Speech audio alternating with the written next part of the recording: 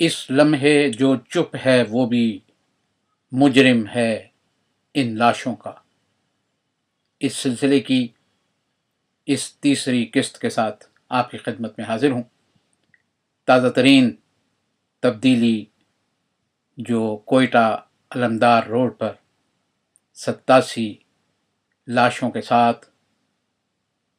لگ بھگ 4 راتوں تک اپنے پیاروں کے ساتھ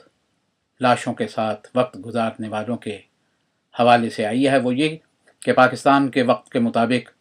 اتوار اور پیر کی درمیانی رات لگ بھگ 1 بجے کے قریب وزیر اعظم راجہ پرویز اشرف اپنی اس جماعت کے ساتھ جس کے ساتھ وہ اسلام آباد سے اور پھر کراچی سے صدر سے ملنے کے بعد کوئٹہ پہنچے تھے، رات 1 بجے وہ اس مقام پر آئے جو دھرنے کا مقام ہے، علمدار روڈ۔ یہاں پر انہوں نے آنے کے بعد فاتحہ خوانی کی، جس کے بعد ہزارہ برادری کے ترجمان اور ان کے قائد قیوم چنگیزی نے بڑے طویل طریقے سے ان تمام حالات کا ذکر کیا جن حالات پہ یہاں تک یہ صورتحال پہنچی کہ لاشوں کو لگ بھگ 4 راتوں تک یہاں سڑک پہ رکھنا پڑا اور مطالبات پیش کرنے پڑے۔ اس بات پہ بہت سختی سے زور دیا گیا کہ جو تحلیل ہونے والی حکومت ہے اس کے وزیر اعلیٰ رئیسانی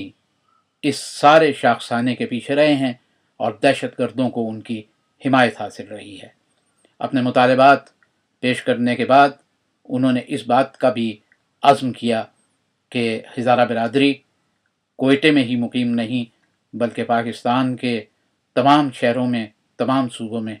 اور دنیا بھر میں ہزارہ برادری کے لوگ موجود ہیں اور وہ محب وطن پاکستانی ہیں، لیکن گزشتہ کئی برسوں سے انہیں باقاعدہ ہدف بنا کر ان کی ٹارگٹ کلنگ کی جا رہی ہے۔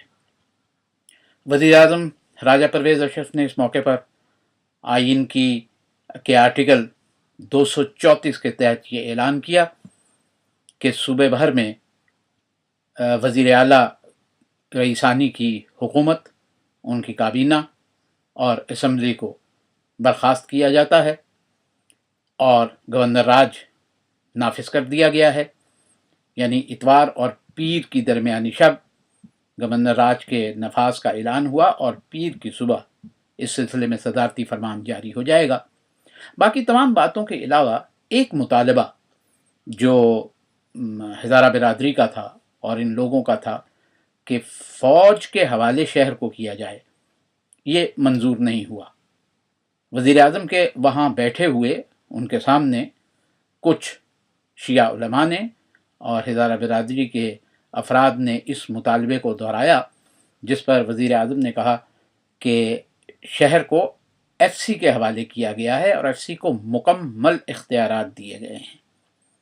ان لوگوں کا استدلال یہ تھا کہ ایف سی تو پہلے بھی وہاں کام کر رہی ہے اور یہ جو کچھ ہو رہا ہے وہ ایف سی کی موجودگی میں ہو رہا ہے، لہٰذا ایف سی پر کس طرح سے اعتبار کیا جائے۔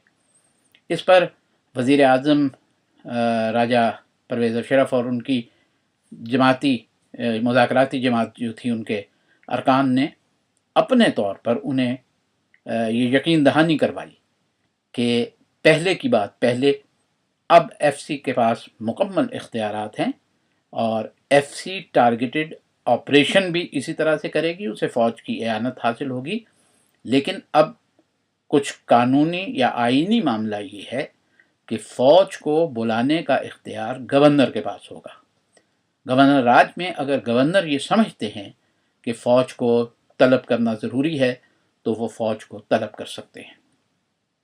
اب یوں سمجھیے کہ اس سارے سینیریو کا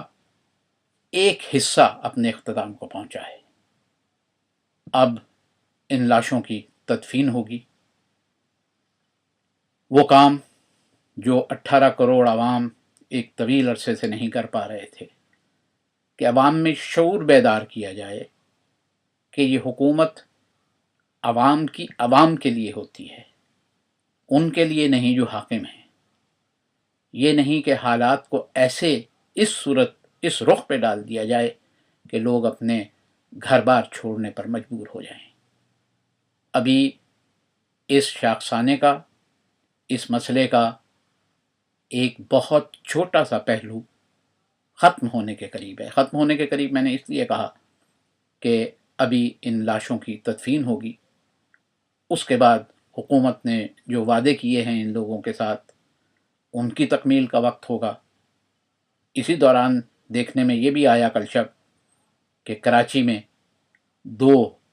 हुकूमत के बहुत आला ओहदेदार, जिनमें शर्जील मेमन भी शामिल थे,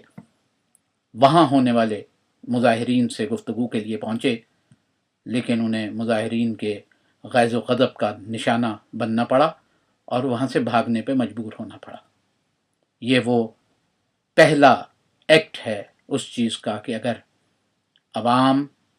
अपनी मर्ज़ी के मुताबिक अपना फ़ैसला ख़ुद करने पर मजबूर हो जाएं तो क्या सूरत हाल पैदा होती है।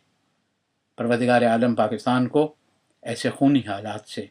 महफूज रखे। अब देखना ये है कि हुकूमत ने जो वादे किए हैं क्या वो सियासतदानों की तरह से सियासी वादे हैं या वाकई इन पर अमल होगा और ये कुर्बानियाँ रायगा नहीं जाएंगी। हज़ारा अफराद ने बहुत खुलकर बड़े साफ अल्फाज में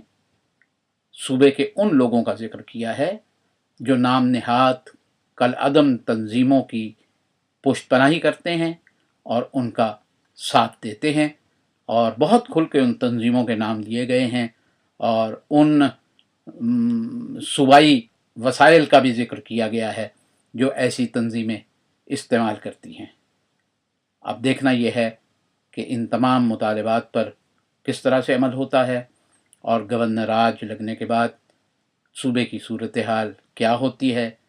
हम अमन व अमान की तरफ वापस लौटते हैं। दुआ है कि परवरदिगार आलम